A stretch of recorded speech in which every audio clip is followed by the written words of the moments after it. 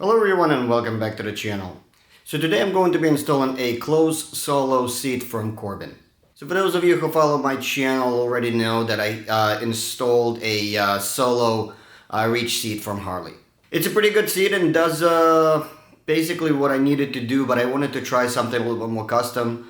After doing a little research, I have decided to go with Corbin. Now a little bit of history and some of the pros and cons before even going to installing the seat. Now, to those of you who already know Corbin as a company, you know their seats are not cheap. They are custom seats, so you do get to pay the price. And obviously, when paying that premium price, you expect to get, well, pretty good results. So first, let's start with the pros. So after placing my order, picking exactly the colors that I wanted and stitching and so on and so forth, I received obviously an email pretty quickly. Confirming my order, and it referenced 4 to 6 weeks wait time. Now, to my surprise, without any real follow-up, I received an update that my seat has been shipped in less than 2 weeks after placing my order. So, of course, I was very excited to receive the seat and get it on my bike.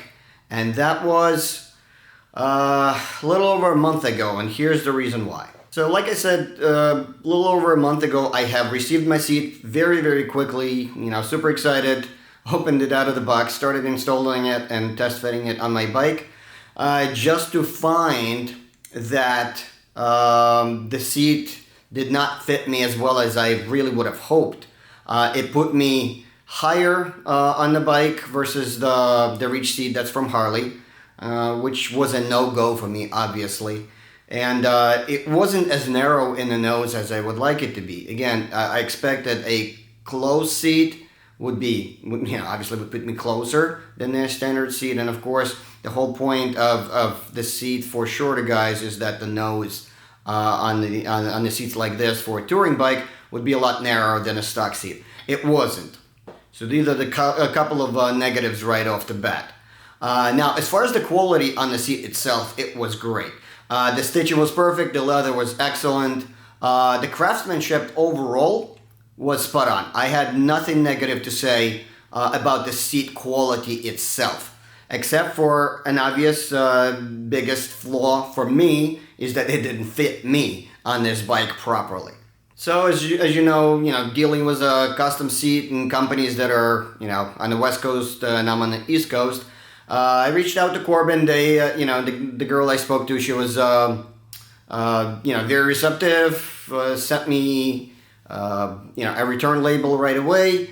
I sent them the pictures of what I needed to be fixed, and that's it. I sent the seat back, and then in a matter, like I said, of the next several weeks, they shipped me back a seat, and I just got it back. I opened it out of the box just to kind of quickly throw it on the bike without actually installing it, and it does already feel better than the original one. So I do know they fixed some of the things that I was referencing to them in the email and the pictures that I sent them. So without wasting too much time, let's take a look at the seat. Let's get it installed on the bike and compare, what it looks like and feels like versus the Harley reach seat. Alright guys, so here is a Corbin Solo close seat. I opted for 3 different colors and diamond stitching, as you can see here. So this area is a little rougher, so it gives me a nice grip on sides. This is sort of like a grayish, slightly older, worn-out leather look, right? But it is leather. I opted not to go with pleather. And the back is slightly different shade of what this is. And like I said, this is more of like a asphalt sort of type of vinyl with a nice little texture that would be good for grip. I have also opted to go with a back support for longer trips. So this is what it looks like. It is adjustable, and you can kind of adjust the pivot point forward and backwards, right? And this is where it would go. So when you ride without it, you can obviously close it. There's a nice little door here. All right, and open it, and let me flip it over, kind of show you the underneath the seat, basically what it looks like. And it is kind of cool the way they did this. So by the way, so one of the mounting points would be here, and the second mounting point, which is actually a lock that comes in the front. So let me quickly explain for those of you who don't know how Corbin works. Is basically this is a locking seat, which is pretty cool. It makes it, you know, pretty easy. You don't have to have any wrenches to take it off and put it back on. So they put a lock on the side, right? And it's a cable driven lock, right? And yeah, makes it super easy to put it on and take it off. Nice hard shell mold, so obviously it'll keep its shape really well. Alright, so let me take off the stock, well, it's not stock, it's also, you know, aftermarket Harley. But let me take off the reach seat and kind of put it side by side so you can see what they look like. Alright guys, so here they are side by side. Corbin and a Harley reach seat. So right away what you will notice obviously is the shape. So it's a lot more hollow sort of in the seating area, where Corbin has definitely more padding in this area. But let's quickly do also a couple of measurements just to see what it is. So at the nose, if we look quickly, this is a 5-inch, and this one's almost 7 inches. So this is definitely a narrow nose now. Originally, before they shipped it, well, the first time they shipped it to me, this was a lot wider. So I know they narrowed that nose area quite a bit. Now at the seating area, at its widest point, we're looking at about 13 inches. This one's about 14. Now overall widest point is about 14 here, and we're about 14 and a half ish on the Harley seat. The nose to the back area, we're looking at about 15 inches or so, and this one is about 16. So this actually will bring it. It's going to come into contact with my back a little bit better than a Harley seat. So basically, the sliding won't be as much as it is on a Harley seat. So it should cradle me a little bit better. Yeah, pun intended, cradle. Now the overall length of the seat, front to back, is about 20 and a quarter. And the Harley is about 23 and a quarter, so it's longer. However, the mounting system is obviously a little different, so hence slight difference in shape. Okay, and let's see what else. The height-wise, obviously, the back of the Corbin is slightly taller, and it is expected because obviously it's a different shape, it's a different everything. So let's go ahead and do the mounting of the hardware on the Harley first, and get the Corbin installed and see what it feels like on the seat.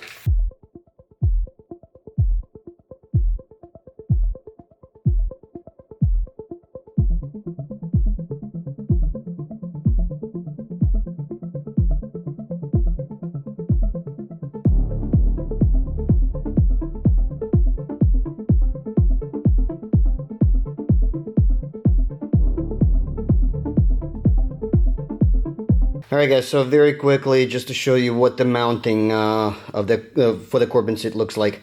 Basically, you get this bracket, the 2 washers and 2 bolts. Pretty straightforward. Basically, just don't tighten it initially fully. You're just gonna leave it slightly loose so you can adjust it, because it does have some play forward and back. Right, and for the front, there is already a pre-drilled hole here on this Harley bracket. So basically you get this mounting pin with a couple of washers and a nut that goes on the bottom, and that's really it. Let's go ahead and mount the seat. To mount it, again, there's a little notch here, so that you start with that first. Slide it in place. Just check, make sure the hole in the seat aligns with the pin. Either push it hard or give it a big, nice nut. That's kind of what I do. And that's it, and it's on. To take it off, again, there's the keyhole. put the key in, twist, seat pops out, comes right off. All right. Now for the backrest, as I said, there's a little slider here. Goes right in. Now, obviously, if you're going to ride with the back support, you do have to, secure this. So there's a bolt that comes with the seat. You do have to take the seat off, put the bolt right through it, tighten it, and you're good to go. One other adjustment: there is a bolt right in the back part of the backrest. You can loosen it up and then adjust the angle of the backrest. Okay.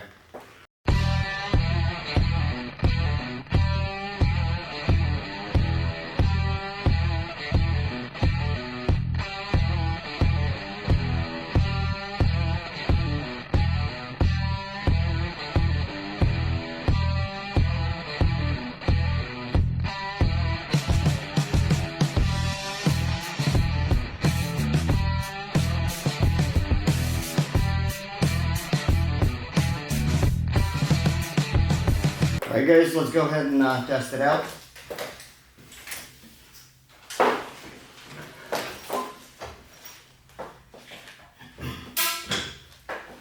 Alright, so I'm wearing same boots as I typically ride, well, one of them.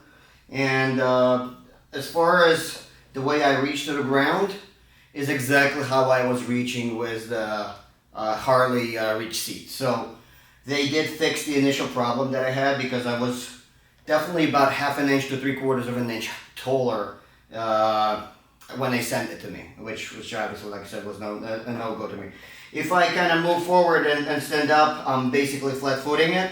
But if I sit comfortably, I am on primarily on the balls of my feet, but very securely and very comfortably. Okay. Now, as far as the comfort itself goes, now I didn't adjust the backrest and I didn't tighten it. So, in a comfort riding position, this would be it. My back's touching the backrest. If I lift up my foot, I can comfortably sit with my back against the rest. I probably would lean it forward a little bit more, about 1/2 inch or so. But overall, this would be a pretty comfortable position. Okay, the seat itself is definitely rounder, and I do feel slightly more cradled in it than I did with a Harley Reach seat. It felt more flatter and more, I could slide easily back and forward, probably about 1 inch to 1.5 inches. So here I'm definitely more planted than on the other seat. So that in itself is pretty good. Like I said, the cushioning area, the seating area is pretty nice and comfortable. And to me, it seems like it's going to be definitely a lot more comfortable seat for longer rides than the Reach seat, because it was basically very bare minimum for the cushioning part. All right, so.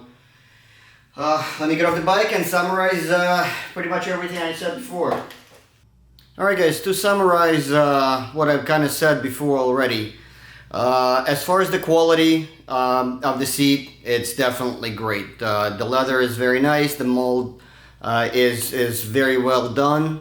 I like the fact that, obviously they listened and they redid the seat to almost the specifications that I wanted to be.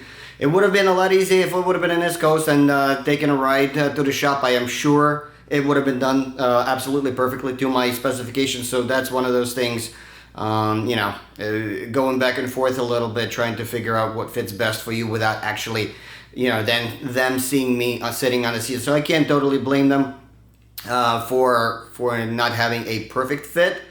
But like I said, there was no questions as far as having a seat sent back to them, have it reshaped, and sent back to me. I'm sure if I'd have more problems, they would have taken it back again and would have redone. So yeah, it's a little bit of a headache. It was, you expect again to pay this kind of money to have a seat, obviously relative to the price you pay for it. But sometimes you have to do multiple iterations before it'll be shaped to your liking. So I'm pretty happy with what I got. And let's see how it works out over, hundreds of thousands of miles I'm going to put on the bike on it. So hopefully this video was useful to some of you. As always, if you liked the video, please don't forget to give it a thumbs up, subscribe to the channel, and I will see you guys soon. Take care.